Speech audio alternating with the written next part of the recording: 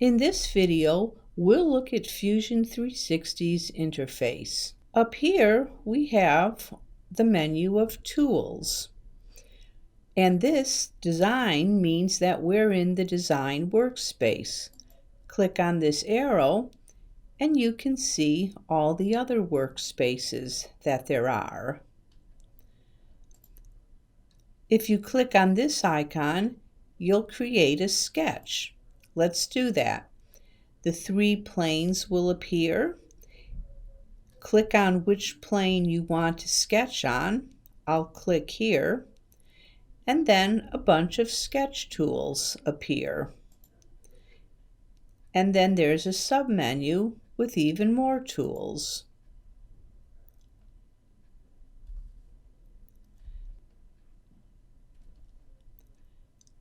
I'll click on line, and I can draw a line just like this. When I'm done sketching, I'll click Finish Sketch. And then with this tool, I can extrude that sketch up. And then click Enter to finish. Here is the whole tool. Here I can do some sheet metal work. And then this is Create Form. This takes me into a workspace where I can model more organically.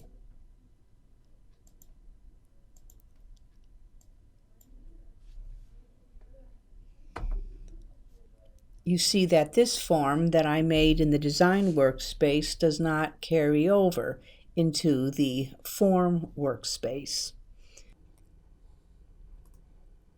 Now I can return to the design workspace, and this form will come over to the design workspace.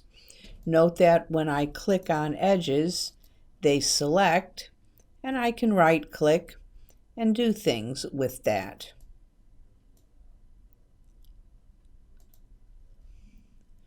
Here are the tools menus. Push, pull, and fillet, which I just used. Modify. And if I click here, I've got a whole bunch of other tools. Just like if I click here, I've got other tools.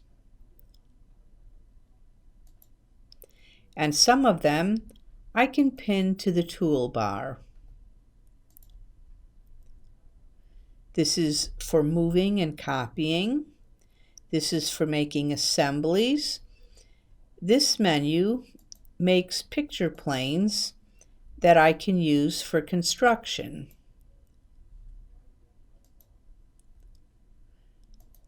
Here's the Inspect menu. Here's where I can insert or import items into the work plane. And here are all the different ways I can select. This grid, when clicked on, opens your data panel, and this is where all your saved models go. And you can click on people to bring other people in to collaborate with you.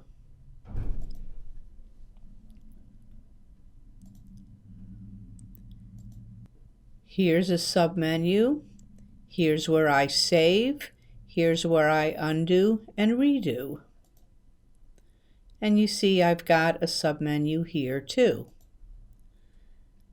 Now up here is where I would get any notifications.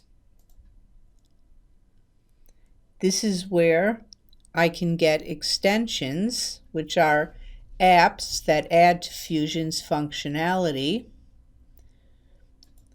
Job status. This is my personal Autodesk account and preferences information.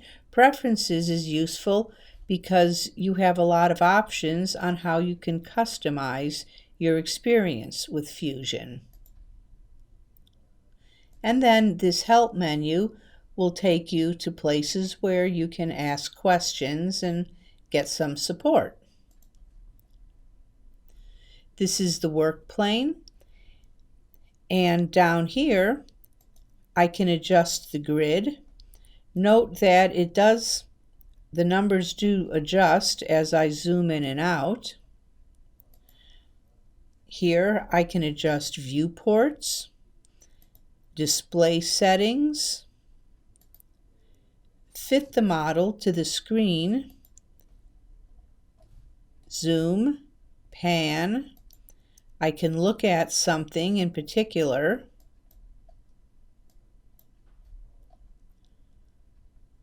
Let's highlight that, see, and then look at.